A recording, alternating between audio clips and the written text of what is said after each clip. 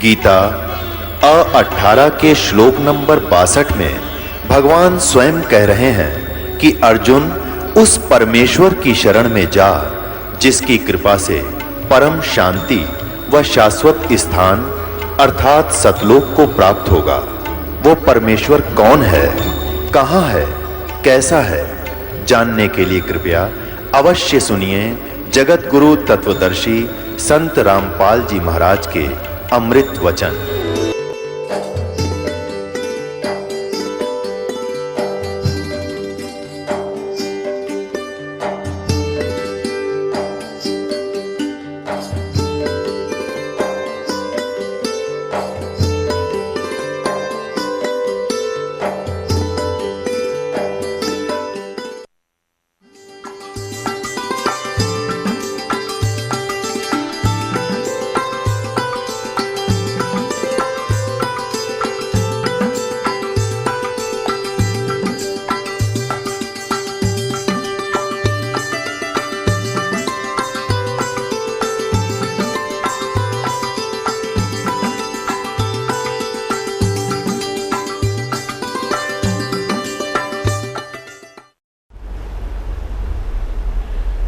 जबकि और वो कहते हैं कि यही प्रमाण गुरु ग्रंथ साहिब में है, जबकि गुरु ग्रंथ साहिब में कोई क्लियर स्पष्ट नहीं लिखा है, केवल 5 नाम अवश्य लिखा है और 5 धुन भी लिखा है, 5 धुनात्मक शब्द भी लिखा है, 5 धुनात्मक।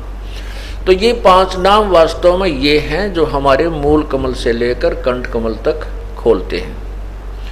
इससे ऊपर 2 कमल और हैं, एक त्रिकुटी कमल और फिर सहस्रार कमल। तो ऐसे इसमें 7 कमल हैं।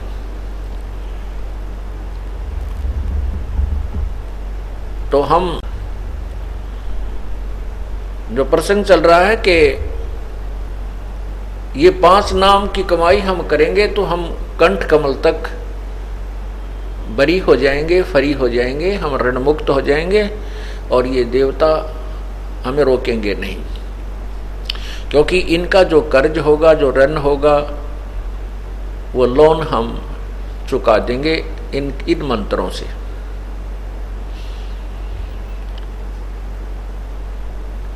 इसलिए यहां लिखा है कि 16 दल कमल के कंठ के माही ताही बदे बसे अविद्या बाई, हर हर ब्रह्मा चौर ढोराई जहां श्रीयम नाम उचारा है।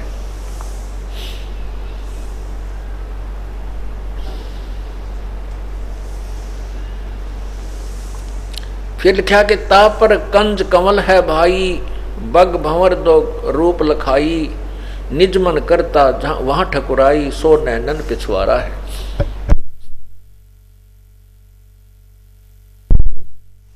अब ये जो तीसरा कमल बताया है, आगे जो छठा कमल बताया है,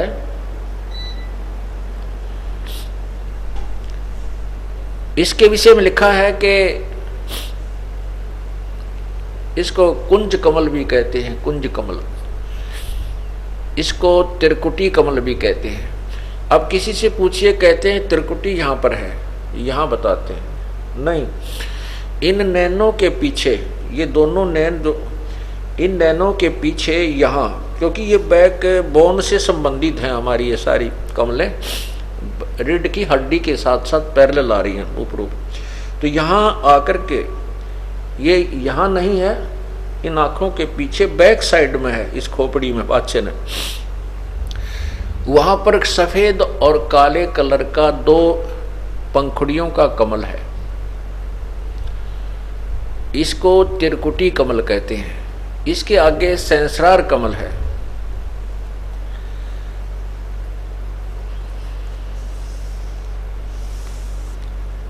अब क्या बताते हैं कि ये आगे लिखा है कि कमलन भेद किया निर्वारा, यह सब रचना पिंड मंझारा, सत्संग कर सतगुर सिरधारा, वहां सतनाम उचारा है। ओए होए,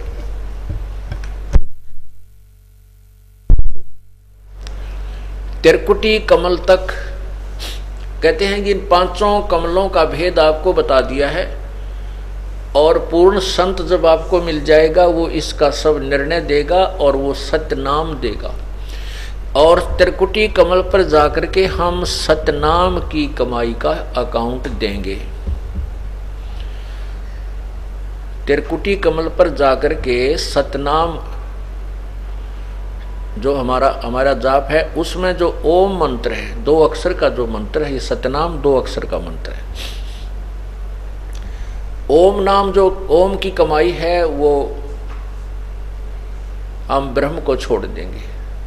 जैसे गीता जी अध्याय नंबर 18 के श्लोक 66 में कहा है कि सर्वधर्मान परित्यज माम, मेरे लेवल की, मेरे स्तर की जितनी भी तूने धार्मिक अनुष्ठान किए हैं, पूजाएं की हैं, वो मुझ में त्याग। परित्यज्य माने त्याग कर। एकम शरणम व्रज, उस एक सर्वशक्तिमान की शरण में चला जा।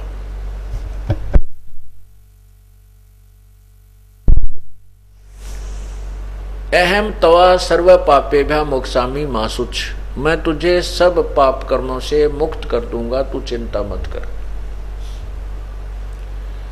ओम नाम की कमाई, जो सतनाम में 2 मंत्र हैं, एक ओम और तत्, सांकेतिक है जो केवल उपदेशी को बताया जाता है। ओम नाम के जाप की कमाई हम त्रिकुटी पर इस काल भगवान को दे देंगे, फिर ये हमें आगे जाने देगा। और जो तत् मंत्र है सतनाम में, ओम और तत्, तत् ये सांकेतिक है। इस तत् नाम की कमाई हमारे को परब्रह्म के लोकों से पार करेगी, परब्रह्म के लोक से पार करेगी, क्योंकि हमने उसके लोक के अंदर से जाना है।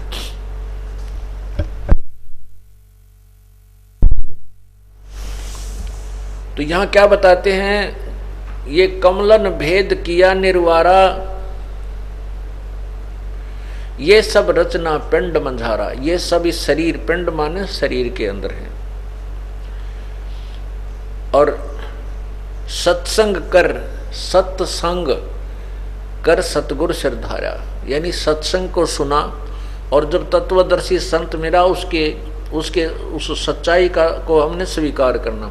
सत्संग का अर्थ होता है सत्य का साथ देना, सत्य के साथ रहना, असत्य को त्याग देना, उसको सत्संग कहते हैं। यानी सच्चे ज्ञान को ग्रहण करना, सच्चाई का अनुसरण करने का नाम सत्संग होता है। और सत्संग के अंदर वो ज्ञान कराया जाता है, उसको सुन करके हम उस ज्ञान के आधार से अपना जीवन बदल लेते हैं। सत्संग कर सतगुरु श्रद्धारा, वहां सतनाम उचारा है, वह सतनाम उचारा है। अब क्या बताते हैं, आंख कान मुख बंद कराओ, अनहद झिंगा शब्द सुनाओ, दोनों तिल एक तार मिलाओ, तब देखो गुलजारा है।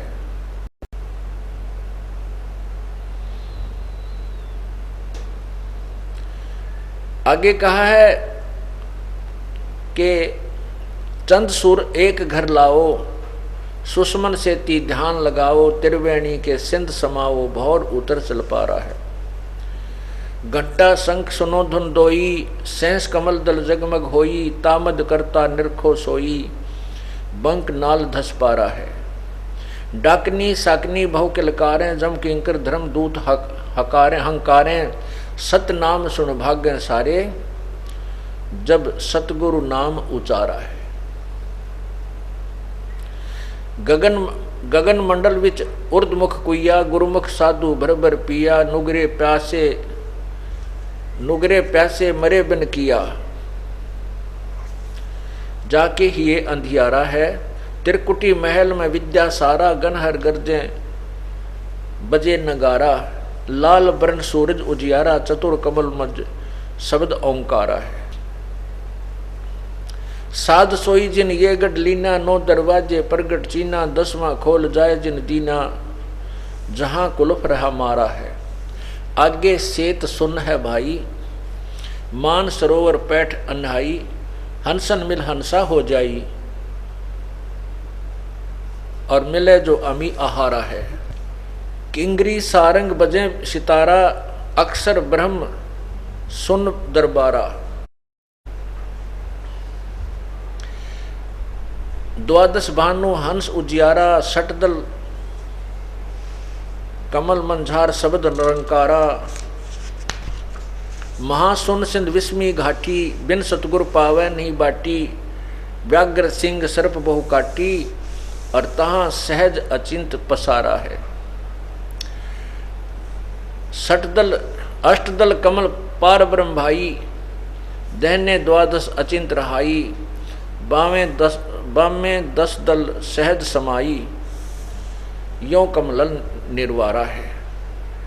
कहते हैं 5 ब्रह्म और 5 अंड बीनो, 5 ब्रह्मनी अक्षर चीनो, 4 मुकाम गुप्त तह कीनो, जामद बंदीवान दरबारा है। 2 प्रवर्त के मध्य संध निहारो, बहर गुफा संत पुकारो, हंसा करते केल अपारो, तहाँ गुरुवन दरबारा है। सहज 88 दीप रचाए, हीरे पन्ने महल जड़ाए, मुरली बजत अखंड सदाए, तहाँ सोहम झनकारा है। सोहम हद तजी जब भाई, सतलोक की हद पुन आई, उठत सुगंध महा अधिकाई, जाको वार न पारा है। षोडश भानु हंस को रूपा, पहले बताया है 12 सूर्य के तुल्य, और अब बताए हैं वो पहले की सतिथि है। अब बताते हैं षोडश भानु हंस को रूपा, बिना सतधुन बजे अनूपा, हंसा कर चंवर सिर भूपा, हंसा करत चंवर सिर भूपा, सत पुरुष दरबारा है। अब क्या यहाँ जो दास आपको लाना चाहता था, अब इसको इतना ही बताना चाहेंगे कि यहाँ षोडश भानु हंस को रूपा, सतलोक में ये जीवात्मा हंस हो जाती है। हंस उसे कहते हैं जो दूध और पानी छान लेता है। हंस एक पक्षी होता है और उसमें एक क्वालिटी होती है, गुण होता है कि यदि वो किसी सरोवर तालाब पर है तो मच्छी नहीं खाएगा चाहे भूखा मर जाए, वो कीड़े मकोड़े नहीं खाएगा, वो घोंगे नहीं खाता, वो केवल मोती खाता है। और उस जैसा ही एक बुगला होता है, सेम टू सेम, और वो बुगला वहाँ पर मच्छी खाता है। ये पहचान होती है हंस और बुगले की। मनुष्य सभी हैं, लेकिन जो हंस अर्थात भक्त हैं वो बीड़ी शराब मांस तम्बाकू चोरी ठगी आदि रूप हैं, ये गोगे नहीं खाते, ये कीड़े मकोड़े नहीं खाते, ये केवल राम नाम के मोती खाते हैं। और हंस उसे कहते हैं, हंस के सामने दूध में पानी डालकर रख दीजिए, उसमें ऐसा गुण है कि वो चोंच डबोते ही दूध अलग हो जाएगा और पानी को वो चूसता, दूध को पी जाएगा और जल को छोड़ देता है, बिल्कुल क्लियर कर देता है। उसको हंस कहते हैं। ऐसे ही वो पुण्यात्मा जो सभी बुराइयों से दूर होकर के सतलोक पहुंच जाते हैं, उनको हंस आत्मा कहा जाता है। तो वहां जाकर के इस आत्मा का मनुष्य जैसा शरीर है और षोडश भानु 16 सूर्य जैसा इसका तेज रूप हो जाता है, प्रकाश हो जाता है। षोडश भानु हंस को रूपा और बिना सद्गुण बजे अनूपा, हंसा करत चंवर सिर भूपा। ओए होए, कहते हैं वहां जाकर के उस भूप यानी भगवान, उस भूप माने राजा, उस राजा के ऊपर, अपने सतलोक के मालिक के ऊपर, सतपुरुष के ऊपर ये यहाँ से गए हुए हंस भक्त या आत्मा चंवर करते हैं। अब चंवर किस पे करते हैं? साकार पे साकार चंवर करता है, निराकार पे चंवर। और निराकार करेगा क्या?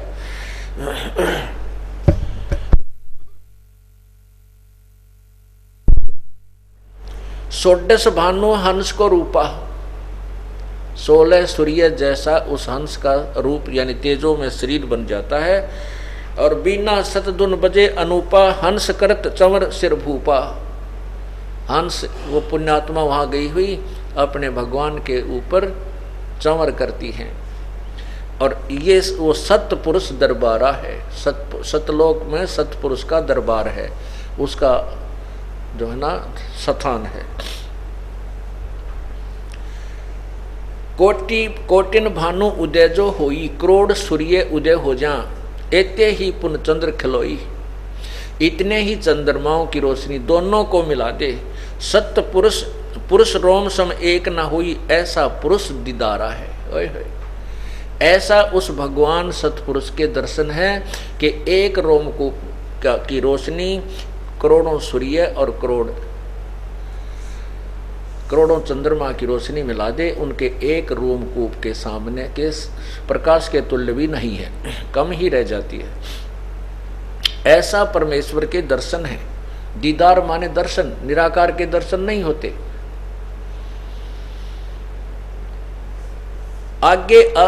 आगे अलख लोक है भाई, सतलोक से आगे अलख लोक है, फिर अगम लोक है, फिर अनामी लोक है, अकह लोक है।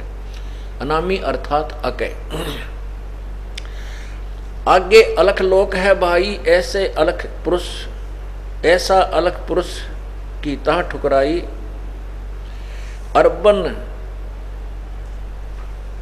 अर्बन सूर रोम सम नाही, ऐसा अलख दीदारा है।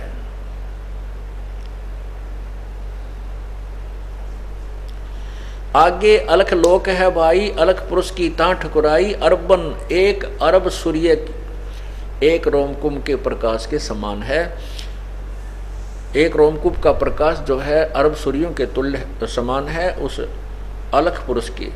ऐसा अलख निहारा है, देखा है। निहारा माने देखा है। ऐसा अलख देखा है, अलख जो यहां से कोई नहीं देख सकता, परमात्मा कबीर साहब कहते हैं ऐसा अलख निहारा है। ता पर अगम महल एक साजा, उस अलख से ऊपर एक अगम लोक है। अगम पुरुष ताही को राजा, उसमें अगम पुरुष का शासन है, वहां का मालिक है। और खरबन सूर रोम एक लाजा, ऐसा अगम अपारा है। खरब सूर्य उसके एक रोमकूप के प्रकाश के सामने फीके पड़ जाते हैं, ऐसा वो अगम पुरुष का अपार तेजों में शरीर है। ता पर अकय लोक है भाई, यानी सतलोक से ऊपर जो चौथा लोक है,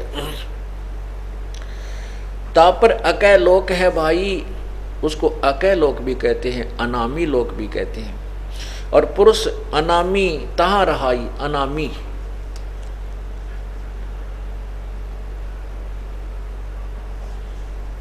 जो पहुंचे जानेगा वाही, वो कहन सुनन से न्यारा है। अब कहते हैं काया भेद किया निर्वारा। अब देखो निचोड़ कर दिया इस पूरे शब्द का। काया भेद किया निर्वारा, ये सब रचना पिंड मझारा।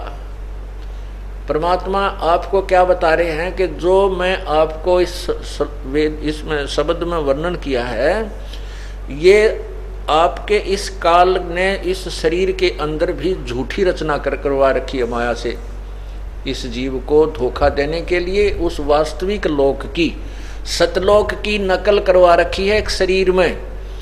और इस जीव को धोखा देने के लिए काल को पता था कि वो परमात्मा अपना उसको इस तत्वदर्शी संत भेजेगा, क्योंकि परमात्मा ने स्वयं आकर भी ये सारा ज्ञान बताया है। तो उससे पहले ही उसने झूठे लोक यहाँ बना दिए। ब्रह्मलोक के अंदर नकली सतलोक, अलखलोक, अगमलोक और अनामी लोक की रचना करवा रखी है। क्योंकि परमात्मा ने आके सब वर्णन किए थे, और फिर साथ में इस शब्द के अंदर ये निर्णय देना अति आवश्यक था कि ये सारा कुछ जो मैंने बताया ये है तो सतलोक में, लेकिन इस काल ने अपनी माया के द्वारा, दुर्गा के द्वारा यहाँ पर नकली एक झूठे उसी की नकल बना रखी है जीव को धोखा देने के लिए। क्या लिखा है? काया भेद किया निर्वारा, ये सब रचना पिंड मजारा। माया अवगत जाल पसारा, सो कारीगर बार्या है। आज माया कीनी चतुराई, झूठी बाजी पिंड दिखाई। वह झूठी बाजी, झूठी नकल इस शरीर में बना दी। आज माया, इस दुर्गा ने आज माया कीनी चतुराई, झूठी बाजी पिंड दिखाई। अवगत रचना रची अंड माही, ताका प्रतिबिंब डारा है। ओए होए, ये झूठी रचना करी इस अंड माही, अंड कहो ब्रह्मांड कहो इस पिंड कहो। ये ब्रह्मांड जो है पूरा एक अंडे के समान इलिपिकल शेप में है, और उस ब्रह्मांड में जो कुछ है वो सारा का सारा इस शरीर के अंदर है। इस शरीर में चैनल बने हुए हैं, इस ब्रह्मांड को अंड भी कहते हैं और इस शरीर को पिंड भी कहते हैं। तो यह क्या बताते हैं, आज माया कीनी चतुराई, झूठी बाजी पिंड दिखाई। इस शरीर में बना दी, जो शरीर में दिखाई देती है ये काल का दिखाई देता है, इससे बाहर का नहीं है, सतलोक का नहीं है। शरीर के अंदर चाहे कितनी धुन बाज रही है, चाहे किसी प्रकार का कोई प्रकाश भी देख रहे हैं। अवगत रचना रची अंडमाही, ताका प्रतिबिंब डारा है। ताका प्रतिबिंब यानी उसकी नकल बनाई है। शब्द विहंगम चाल हमारी, कहे कबीर सतगुरु दे तारी। खुले कपाट शब्द जनकारी, पिंड अंड के पार स्वदेश हमारा है। ओए होए, इस अंड और पिंड, इस शरीर के बाहर हमारा देश है, हमारा लोक है।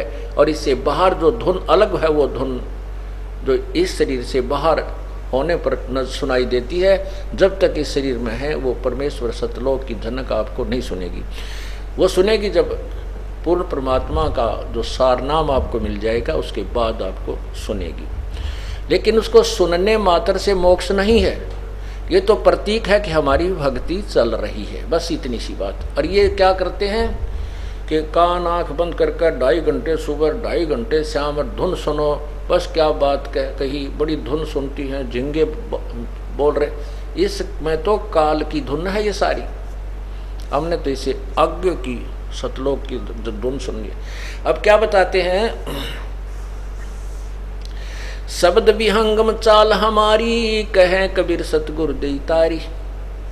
खुले कपाट शब्द झनकारी, अंड और पिंड के पार स्वदेश हमारा है। परमात्मा ने स्पष्ट कर दिया कि जो भी धुन आप सुनते हो शरीर में आंख कान बंद करके, ये तो काल की धुन है। इसके पार सो हमारा देश है।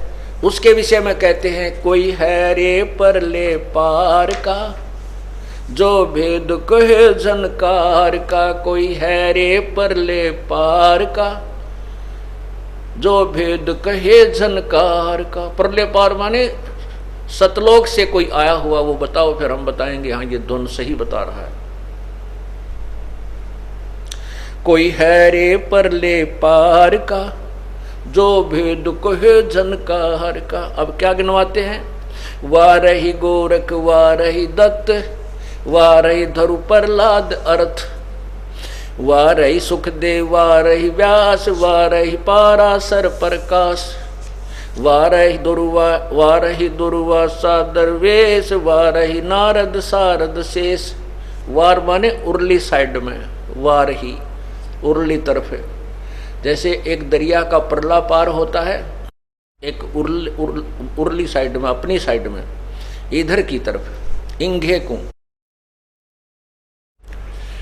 कहते हैं। वाह रही गोरख वाह रही दत्त, वाह रही गोरख, उर्ली साइड भी गोरख जी भी कितने बड़े सिद्ध पुरुष थे, तो भी वार हैं। और दत्त दत्तात्रेय जी ये भी वार ही हैं।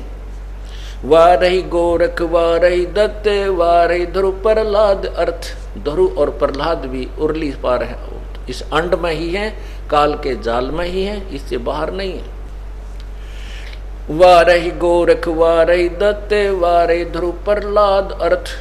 वाह रही गो सुखदेव वाह रही व्यास, वाह रही पाराशर प्रकाश, वाह रही दुर्वासा दरवेश, वाह रही नारद सारद शेष, वाह रही भरतरी गोपी चंद, वाह रही सनक सनंदन बंद, वाह रही ब्रह्मा वाह रही इंद, वाह रही शेष कला गोविंद।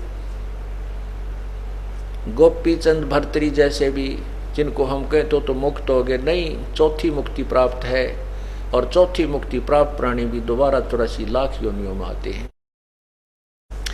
वाह रही भरतरी गोपी चंद, वाह रही सनक सनंदन बंद, वाह रही ब्रह्मा वाह रही इंद्र, वाह रही शेष कला गोविंद। 1000 कला का भगवान यु काल ज्योति निरंजन भी उर्ली तरफ ही है।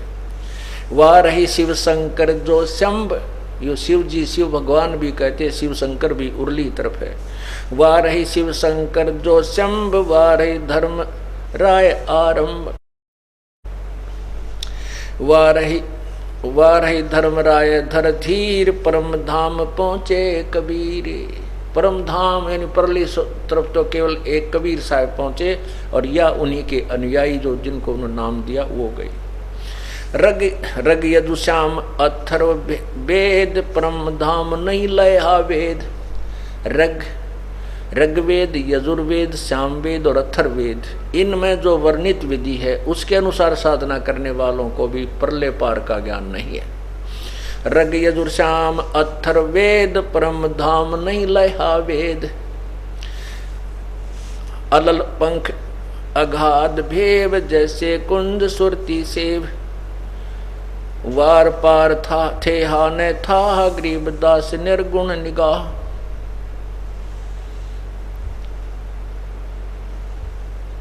अब क्या बताया है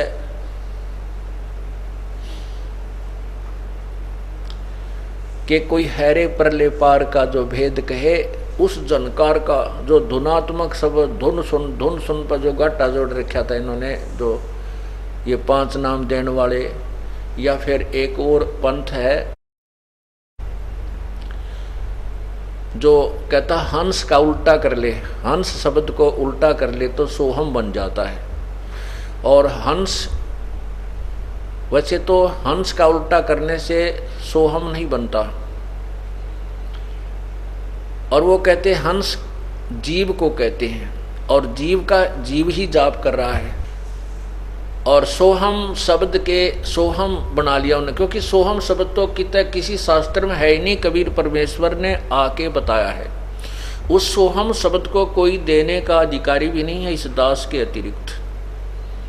या परमात्मा स्वयं आए थे, या उनके जो संबंधित संत थे उस समय, जैसे आदरणीय धर्मदास साहिब जी, आदरणीय गरीबदास साहिब जी, आदरणीय नानक साहिब जी, आदरणीय मुल्कदास जी, आदरणीय दादू साहिब जी, आदरणीय गीसा साहिब जी, ये सोहम नाम दे सकते थे, लेकिन इनको देने का अधिकार नहीं था। इनको केवल स्वयं ही जाप करना था, और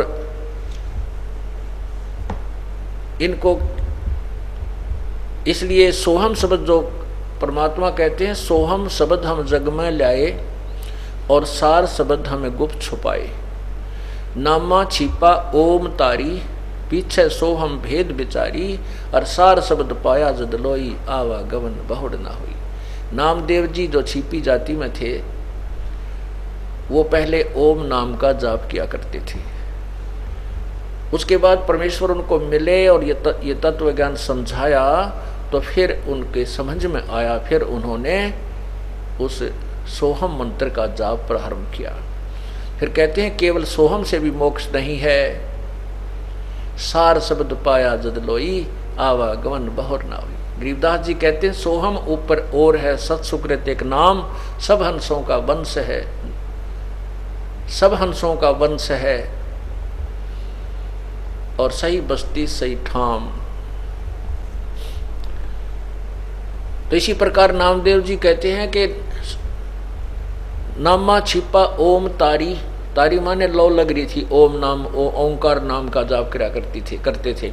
फिर पीछे सोहम भेद बिचारी, ओहो, फिर पीछे सोहम वाली बात समझ में आई, ज्ञान तत्व ज्ञान सुना जो। फिर उन्होंने सतनाम का जाप किया जो 2 अक्षर का होता है। किसने? नामदेव जी ने। और फिर कहते हैं सार शब्द पाया जद लोई, जब परमात्मा ने उनको सार शब्द दिया तो नामदेव जैसे महापुरुष का भी तभी जन्म मृत्यु से छुटकारा हुआ, आवा गवन बहुर ना हुई। तो वो सोहम नाम का 2 हिस्से करके जाप देते हैं। ये एक बहुत बड़ा पंथ चल रहा है जिसका विदेशों में भी बोलबाला, क्यों बड़ी बड़ी आत्मा है जिनको ज्ञान है नहीं आध्यात्मिक, वो चाहे विदेशी हो चाहे स्वदेशी, उन्हें कोई बहका लो, उनके पीछे हो लेंगे, क्योंकि आत्मा को परमात्मा की चाह है। और ये नकली संत उनको गुमराह किए हुए बैठे हैं, इनका जीवन अनमोल जीवन बर्बाद करते हैं। उन्होंने सोहम शब्द के 2 टुकड़े करके जाप करना बता रखा है। कोई तो कहे 100 बार निकाल ले हम भीतर ले, कोई कहे हम बाहर छोड़े और 100 हम अंदर ले श्वास से। अरे भले आदमी हो,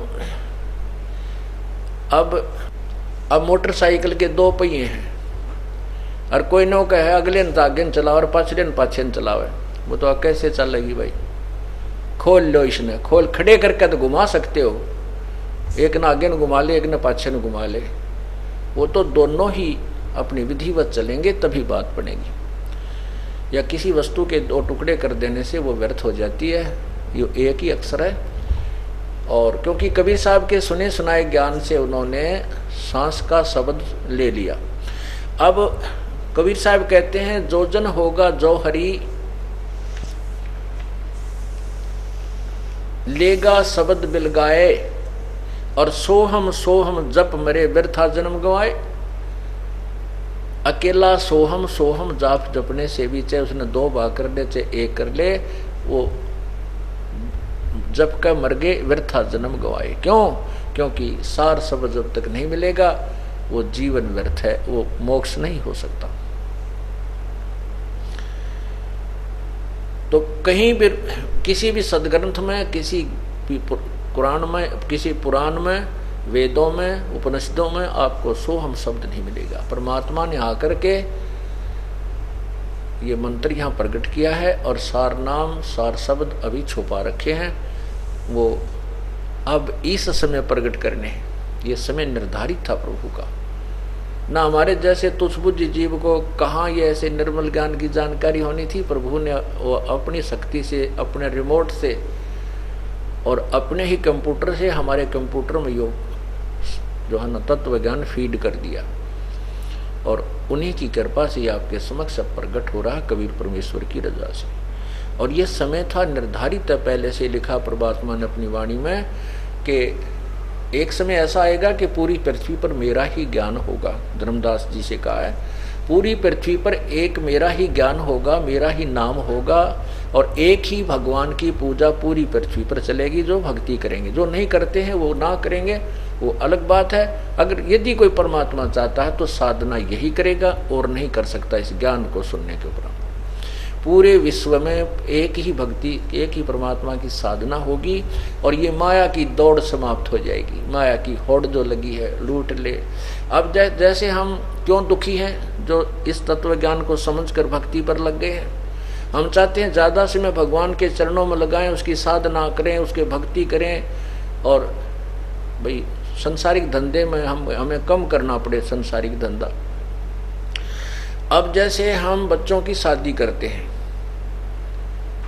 अब ठीक है हमारा पुत्र है, पुत्र का विवाह तो हम अपने हिसाब से कर सकते हैं। उसको कहेंगे भी हमने कोई दहेज नहीं लेना, अपनी एक बेटी दे दो और एक उसका सूट दे दो, अर्थात एक दो चार कपड़े देना चाहो अपनी बेटी को दे दो, हमने जरूरत नहीं है। जब हमने बेटी का ब्याह करना पड़ता है तो अभी हमारे भक्त इतने नहीं हैं कि हम एक दूसरे में आपस में ही कर सकें, तो हमने बगैर उपदेश वालों के भी अपनी बेटी ब्याहनी पड़ती है। तो वो अभी ना समझ है, इस कारण से अब हम आधे दुखी हैं। उसके लिए हमने कुछ थोड़ा बहुत करना पड़ता है, ज़्यादा नहीं तो थोड़ा बहुत करना ही पड़ता है। तो इस प्रकार हम अभी इसलिए दुखी है। फिर हम चाहते हैं कि केवल हमारा इतना मकान बने कि गुजारा हो जाए। हमारी आंखों के सामने हमने ऐसी परिस्थिति देखी है, एक पिता ने अपने पुत्रों के लिए 20-30 एकड़ जमीन बना दी, ट्रैक्टर ले रखा। और कैसे लिया?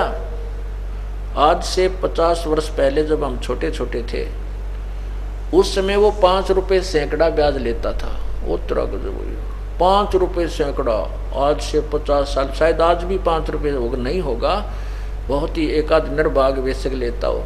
उस समय 5 रुपए सैकड़ा ब्याज, वो खून चूसा करता। उसकी मृत्यु देखी पागलों की तरह, अंत समय में पागल हो गया, अपनी टट्टी अपने मुंह पर मारे बैठ के, नो द्वारा का टक्कर मारे, बुरा हाल हो गया। और कुछ ऐसे भी लोग देखे जिन्होंने अपने बच्चों के लिए बहुत सी संपत्ति जोड़ी, और पिताजी के जीते जी बेटा जवान हुआ, इकलौता पुत्र था, उसने शराब पीनी शुरू कर दी। वो 200 बीघे जमीन थी, 200 बीघा माने 40 एकड़ जमीन, वो सारी बेच दी और फिर मजदूरी करने लग गया पिता की आंखों के सामने। बूढ़ा पिताजी तो बूढ़े हो गए, कुछ पार बसावा नहीं। तो पुण्यात्माओं, जो बच्चे के भाग्य में है वही रहेगा। उस बेटे के भाग्य में मजदूरी करना था, पिताजी की संपत्ति उसका कति काम नहीं आई, इसलिए हमने इतना तो मकान चाहिए। कबीर साहब कहते, कबीर घर तो 3.5 हाथ भाई गणा तो 4.25, कहे कबीर अधिका गहे ताको नहीं विचारे। घर तो 3.5 हाथ का, अर्थात अपना एक 4 पाई आ जा, और गणा तो 4.25 है। इससे ज्यादा को चाह करता है तो कहते हैं उसको फिर कोई ज्ञान समझ में नहीं आ रहा। भाव ये है परमात्मा कहने का कि आवश्यकता अनुसार मकान बना ले, उससे ज्यादा होड़ मत कर। तो ज्यादा एक दूसरे को देख के उसने कोठी बना ली, आपके पास 2-4 लाख का ब्योंत हो गया, दूसरे ने 8 लाख की बनाई है, तो आप भी न सोचोगे जब तक ज्ञान नहीं है कि 2-4 लाख कर्जा से ही परिस्ते 21 कोठी गाड़ूं जब मेरी इज्जत बनेगी। वो 5-4 लाख रुपए कर्जा हो जा, वो कर्जा मकान का उतर के देना, लोग पीछे पीछे, और टेंशन बनी रहे, ना भक्ति कर सकते कि वह मृत्यु हो जाए, उसको ठीक में कुत्ता बन के उसको ठीक है पिछली साइड में बैठेगा, अंदर कोई नहीं बढ़ने दे, प्रवेश नहीं होने देगा उसको। तो इसलिए हम आधे दुखी इस प्रकार हैं, एक दूसरे ने देखकर माया जोड़ने की होड़ लगाई हुई है।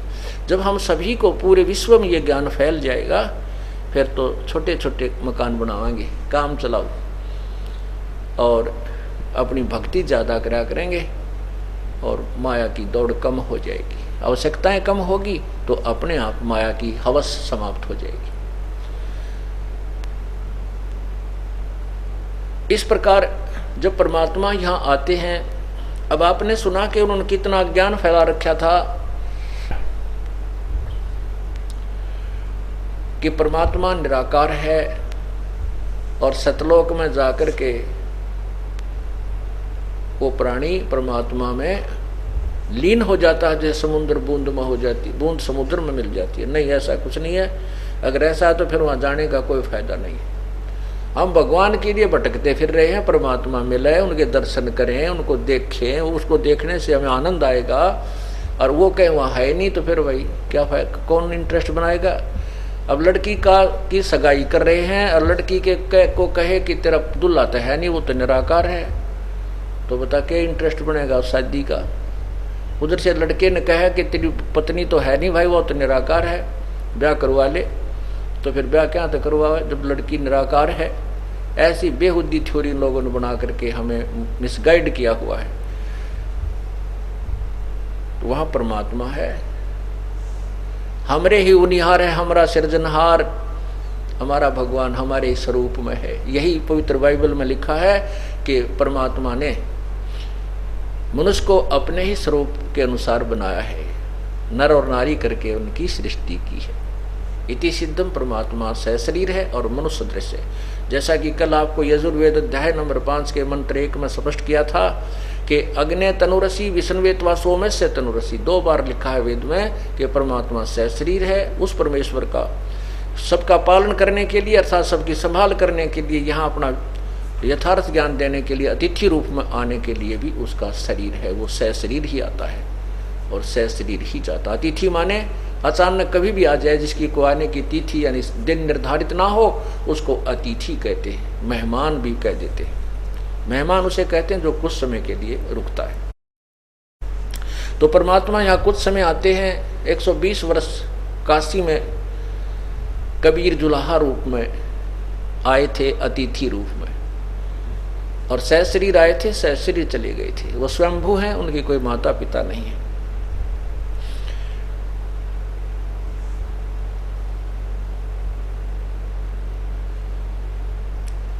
परमात्मा अपनी वाणी में सौसम वेद में स्वयं स्पष्ट कर रहे हैं।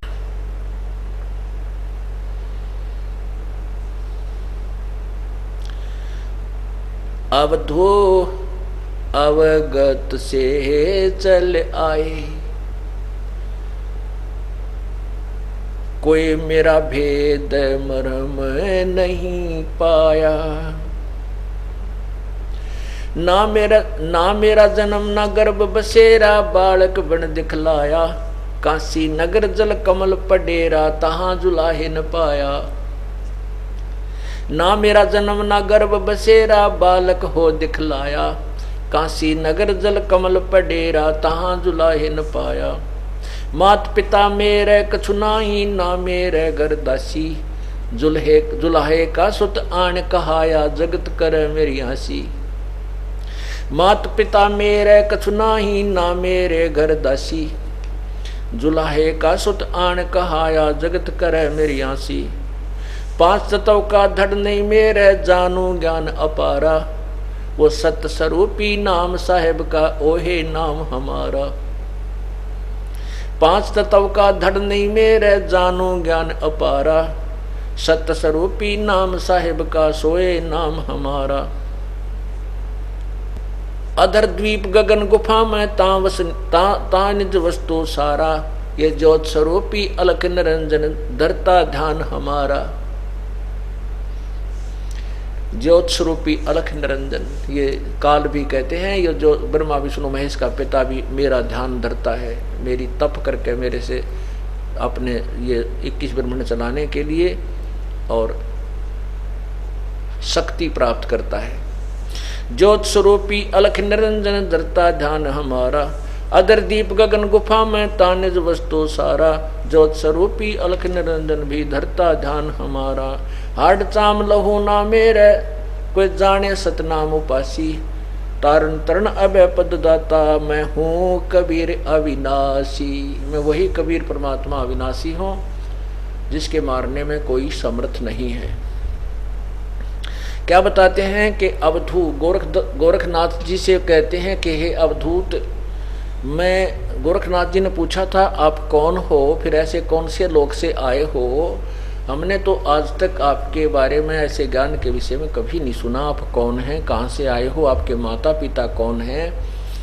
तो बताते हैं अवगत से चलाए, अवगत जिसको जिस स्थान पर परमात्मा है उस वहाँ पर रहता है, वो किसी के सामने प्रत्यक्ष नहीं हो पाता, यहाँ से कोई देख नहीं सकता, इसलिए उसे अव्यक्त कहते हैं। अव्यक्त की डेफिनेशन होती है जैसे बादलों के पीछे सूर्य हो और हमें दिखाई नहीं देता लेकिन वो विद्यमान है, और बादल हट जाने पर वो जो का त्यों दिखाई देता, इसलिए अव्यक्त कहते हैं। जिसे हम नहीं देख सकते उसको अव्यक्त कहते हैं। निराकार अन्य वस्तु होती है, अव्यक्त और चीज होती है। अन्य अव्यक्त का अर्थ और होता है, जैसे अभी आपको डिफाइन किया। तो कहते हैं उस अवगत से चले आए, उस अव्यक्त स्थान से आए हैं हम, जहां तुम्हारे किसी भी साधक की दृष्टि नहीं जा सकती, तुम्हारी दिव्य दृष्टि भी वहां तक नहीं पहुंच सकती। दिव्य दृष्टि मेन एक दूरबीन समझो, दूरबीन की अपनी अपनी जो है, ये सूक्ष्म दर्शी जिसे कहते हैं, उसकी अपनी रेंज होती है, कुछ इतने स्थान तक देख सकती है, इतने डिस्टेंस तक देख सकती है। तो इसलिए किसी भी ऋषि महर्षि और ब्रह्मा विष्णु महेश की दिव्य दृष्टि उस सतलोक को नहीं देख सकती। ये तो ब्रह्मलोक को भी नहीं देख सकते जहाँ पर ये ज्योति निरंजन रहता है। तो वो सतलोक में कहते हैं अवधू अवगत से चलाए, मेरा कोई भेद मरहम नहीं पाया, और ना मेरा जन्म ना गर्भ बसेरा, मैं तो बालक बन दिखलाया। ना मेरा जन्म हुआ, ना मैं किसी माँ के गर्भ में रहा, और काशी नगर जल कमल पर डेरा, काशी में लहरतारा तालाब के ऊपर एक कमल के फूल के ऊपर मैंने अपना डेरा डाला था, और वहाँ जुलाहे न पाया, वहाँ एक जुलाहा मुझे ले आया। मात पिता मेरे कुछ नाही, ना मेरे घर दासी, मेरे कोई माँ बाप नहीं है, नीरू नीमा मेरे माता पिता नहीं है, और ना ही मैंने कोई विवाह किया है, मेरी कोई स्त्री नहीं है, दासी मेरे कोई पत्नी नहीं है। और जुलाहे का सुत आन कहाया, ये जगत करे मेरी आसी। अब क्योंकि परमात्मा के भक्त जिनको इतना सुख हुआ था वो कहा करते भगवान आए हैं, परमात्मा आए हैं ये, और लोग हंसी करा करते, दूसरे जिनको ज्ञान नहीं था मजाक करा करते, देखिए मूर्ख हो रे, इस दुल्हे को दानक को भगवान कहते हैं लोग, मेरी हंसी करते हैं। मात पिता मेरे कछु नाही, ना मेरे घर दासी, जुलाहे का सुत आन कहाया, जो जगत करे मेरी हंसी। भाई 5 तत्व का धड़ नहीं मेरा, मैं जानो ज्ञान अपारा, जो सत्य स्वरूपी नाम साहिब का सोए नाम हमारा। अब ये इसमें बहुत से ऐसे ज्ञान है, क्योंकि ये सत्संग में पहली कक्षा से लेकर के अंतिम पढ़ाई तक का ज्ञान सुनाया जाता है। और जो बच्चे पहली कक्षा के हैं वो पहली वाला ज्ञान सुनेंगे, समझते हैं, और जो उच्च कक्षाएं में हो गए हैं वो उस ज्ञान को भी साथ साथ समझ रहे हैं। अब इसमें क्या बताया है, ये है वो अंतिम, जिनको सारनाम मिल गया है वो समझ जाएंगे इस बात को। कबीर साहब कहते हैं, जो जग होगा जो जन होगा जो हरि लेगा शब्द बिल गाए, जो जन होगा जौहरी वो लेगा शब्द परख। जो आपको सारनाम दिया जाएगा, जो उस समय दिया जाता है जब आप काफी बुद्धिमान हो जाते हो, इस ज्ञान को समझ जाते हो, और तभी वो नाम आपको नाम जचता है, वो सारनाम आपको सारनाम ही महसूस होता है। अन्यथा वो आप उसके ऊपर रुक नहीं सकते, उस नाम को नाम नहीं, वो सारनाम मान नहीं सकते, ऐसा नाम है। कहते हैं जो जन होगा जो हरि लेगा शब्द परख, और कहते हैं यो सार नाम मेरा आदि का और सुन मत जाइयो सरक। ये जो नाम सार नाम आपको दिया जाता है वो मेरा वही वास्तविक नाम है, इसको सुनकर सरक मत जाना, डगमग मत हो जाना। जो जन होगा जो हरि लेगा नाम परख, वो परख लेगा उस नाम को, कहा वह सही है, ये तो गुरु जी ने जो दिया है सच यही है। और ये कहते हैं यही नाम मेरा आदि का, और सुनकर मत जाइयो सरक, कहते डगमग हो जाओ, यो किसा सारना हो, यो ऐसा हुआ कर सारना, ऐसे मत सोचना। कहते हैं ये मेरा नाम आदि का है। तो यहाँ क्या कहते हैं, सत्य स्वरूपी पांच तत्व का धरनी मेरा जानो ज्ञान अपारा, जो सत्य स्वरूपी नाम साहिब का सोए नाम हमारा। अधर द्वीप गगन गुफा में तानिज वस्तु सारा, वो ज्योत स्वरूपी अलख निरंजन भी धरता ध्यान हमारा। अब आपको दिखाते हैं कि ज्योति निरंजन भी उसी परमात्मा का ध्यान धरता है, और साथ में ये ब्रह्मा विष्णु महेश भी उसी तरह उस काल के भ्रमित किए हुए ये तप करते रहते हैं। जैसा कल शाम के समय आपको बताया था कि विष्णु जी कह रहे हैं कि मैं अधिकतर समय तप करता हूं, तो तुम साधना करते हो तो किसका ध्यान लगाते हो? अब सारे भ्रमित हैं। अब आपको दिखाते हैं, एक ना भूला दो ना भूली, भूली सब संसारी, मेरे साधो भाई मैंने सब जग भूला पाया, इसी भूल में ब्रह्मा भूला, इसी भूल में विष्णु शिव जी, ये सारे कहते हैं वो ज्ञान ही नहीं हुआ बाई का बोलते रहते हैं, क्योंकि तत्व ज्ञान से अपरिचित है। ये दास नहीं कह रहा, परमात्मा कबीर जी कह रहे हैं, और कबीर जी का प्रमाण ये अपने सदग्रंथ देवी भागवत महापुराण भी कर रही है। इसको देखिए, यह है श्रीमद् देवी भागवत,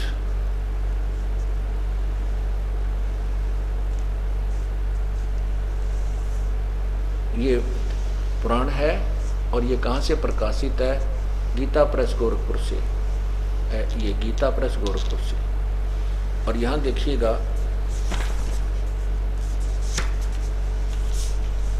संक्षिप्त श्रीमद् देवी भागवत, और संपादक हैं हनुमान प्रसाद पोदार चिमन लाल गोस्वामी।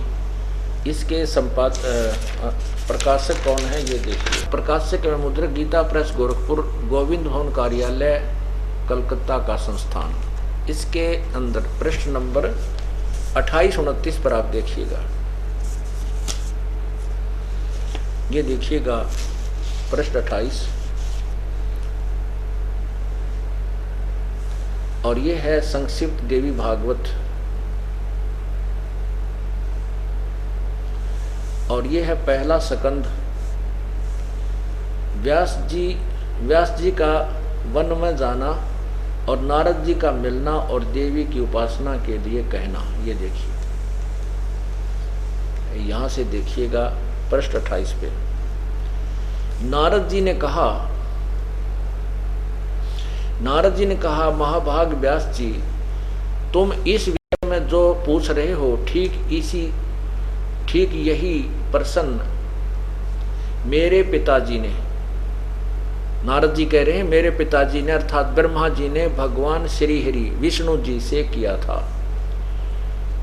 देव आदि देव, ओहो देखियो, देव आदि देव भगवान जगत के स्वामी हैं। लक्ष्मी जी उनकी सेवा में उपस्थित रहती हैं। दिव्य कौस्तुभमणि उनकी शोभा बढ़ाती है। वे शंख चक्र और गदा के लिए रहते हैं। पीतंबर धारण करते हैं। 4 भुजाएं हैं। वक्षस्थल पर श्रीवत्स चिन्ह चमकता रहता है। वे चराचर जगत के आश्रयदाता हैं। जगत गुरु एवं देवताओं के भी देवता हैं।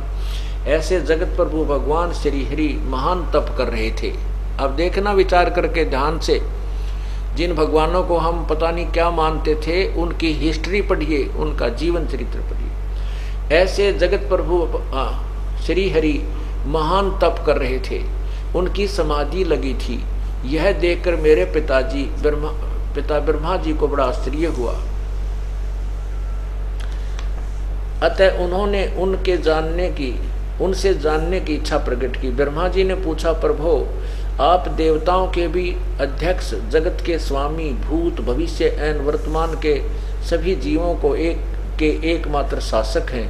भगवान फिर आप क्यों तपस्या कर रहे हैं? विष्णु जी को कह रहे हैं ब्रह्मा जी। और किस देवता की आराधना में ध्यान मगन है? मुझे असीम आश्चर्य हो रहा है कि आप देवेश्वर एवं सारे संसार के शासक होते हुए भी समाधि लगाए बैठे हैं। नीचे देखिएगा। ब्रह्मा जी के विनीत वचन सुनकर भगवान श्री हरि अर्थात विष्णु जी उनसे कहने लगे, ब्रह्मन सावधान होकर सुनो, मैं अपने मन का विचार व्यक्त करता हूँ। देवता, दानव और मानव सब यही जानते हैं कि तुम सृष्टि करते हो, मैं पालन करता हूँ और संहार क्या करते हैं। किंतु फिर भी वेद के परंपरागामी पुरुष अपनी युक्ति से सिद्ध करते हैं कि रचने, पालने और संहार करने की यह योग्यता जो हमें मिली है वह उसकी अधिष्ठात्री शक्ति देवी है, दुर्गा है। वे कहते हैं कि संसार की सृष्टि करने के लिए तुम में राजसी शक्ति का संचार हुआ है, मुझे सात्विक शक्ति मिली है और रुद्र में तामसी शक्ति का आविर्भाव हुआ है। उस शक्ति के अभाव से तुम इस संसार की सृष्टि नहीं कर सकते, मैं पालन करने में सफल नहीं हो सकता और रुद्र से संहार कार्य भी होना भी संभव नहीं है। ब्रह्मा जी हम सभी उस शक्ति के सहारे ही अपने कार्य में सदा सफल होते हैं आए हैं। सुवर्त प्रत्यक्ष और परोक्ष दोनों उदाहरण मैं तुम्हारे सामने रखता हूँ, सुनो। यह निश्चय बात है कि उस शक्ति के अधीन होकर ही मैं प्रलय काल में इस शेष नाग की सैया पर सोता हूँ। यदि वो बेहोश कर देती है मुझे और सृष्टि करने का अवसर आते ही जाग जाता हूँ। मैं सदा तप करने में लगा रहता हूँ। उस शक्ति के शासन से कभी मुक्त नहीं रहता। कभी अवसर मिला तो लक्ष्मी के साथ सुख पूर्वक समय बिताने का सौभाग्य प्राप्त होता है। मैं कभी तो दानवों के साथ युद्ध करता हूँ। अखिल जगत को भय पहुंचाने वाले दैत्यों का विकराल शरीर को शांत करना मेरा परम कर्तव्य हो जाता है। यहाँ देखिए, मुझे सब प्रकार से शक्ति के अधीन होकर रहना पड़ता है। दुर्गा के अधीन हूं मैं, विष्णु जी कह रहे हैं। उन्हीं भगवती शक्ति का मैं निरंतर ध्यान किया करता हूँ, मैं उसी की पूजा करता हूँ। ब्रह्मा जी, मेरी जानकारी में इन भगवती शक्ति से बढ़कर दूसरे कोई देवता नहीं है, कोई भगवान नहीं है। तेरा गजब हो। जिन भगवानों को हम सर्वशक्तिमान मानते थे, जिन कह का विज्ञान को ना, विष्णु जी कह रहे हैं दुर्गा ही पूर्ण परमात्मा है, इससे आगे कोई भगवान नहीं, कोई नहीं। मैं तो इससे का ध्यान करता हूँ, तप करता हूँ। मेरे साथ दो भाई सब जग भूला पाया, मेरे साथ दो भाई सब जग भूला पाया। इसी भूल में ब्रह्मा भूला जिसने वेद सरसाया, इसी भूल में ब्रह्मा भूला जिसने वेद सरसाया। वेद पढ़ियो पंडित भूला वो मर्म भेद ना पाया, मेरे साधो भाई सब जग भूला पाया, मेरे साधो भाई सब जग भूला पाया। इसी भूल में विष्णु भूला जिन वैष्णो धर्म चलाया, इसी भूल में विष्णु भूला जिन वैष्णो धर्म चलाया। तीर्थ व्रत का बांध महात्म बहुविध जीव फसाया, मेरे साधो भाई सब जग भूला पाया, मेरे साधो भाई सब जग भूला पाया।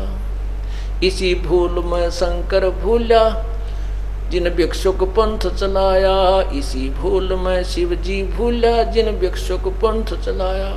सिर पर जटा हाथ में खप्पर घर घर अलख जगाया, मेरे साधो भाई सब जग भूला पाया, मेरे साधो भाई सब जग भूला पाया। इसी भूल में भूले मच्छंद्र जिन संगल द्वीप बसाया, इसी भूल में भूले मच्छंद्र जिन संगल द्वीप बसाया। विषय वासना के वश होकर अपना योग नसाया, मेरे साधो भाई सब जग भूला पाया, मेरे साधो भाई सब जग भूला पाया। कह कबीर सुनो भाई साधो इस फूल का भेद न पाया, कहें कबीर सुनो भाई साधो इस भूल का भेद न पाया। जिसने पा गया इस भेद भूल का वो गर्भवास नहीं आया, मेरे साधो भाई सब जग भूला पाया, मेरे साधो भाई सब जग भूला पाया। अपनात्माओं ये सदग्रंथ मैंने ढेर सारे रखे यहाँ पर, सभी महापुरुषों के चारों वेद गीता जी तो जो है पुराण भी तकरीबन सारे ही, और अन्य संतों के द्वारा लिखी हुई पुस्तकें भी यहाँ पर विद्वान रखते हम। यदि ये दास सीधा कह देता ये बात कि विष्णु जी को कोई ज्ञान नहीं है, तो इस टीवी को देखने वाले टीवी भी फोड़ दें और मेरे सिर हो जा आके कैसे कह दिया, कैसे कह दिया। और जब उन्हीं के द्वारा जिसके ऊपर वो आधारित है वो पुण्यात्मा और देवी भागवत को शिरोधार्य मानते हैं, इसमें सत्य ज्ञान है, उसी में दिखा देता हूँ, तो उनकी जो वो पारा हाई होने लगे है, वो बीपी लो हो जाता। फिर एक भक्त वो नायब सूबेदार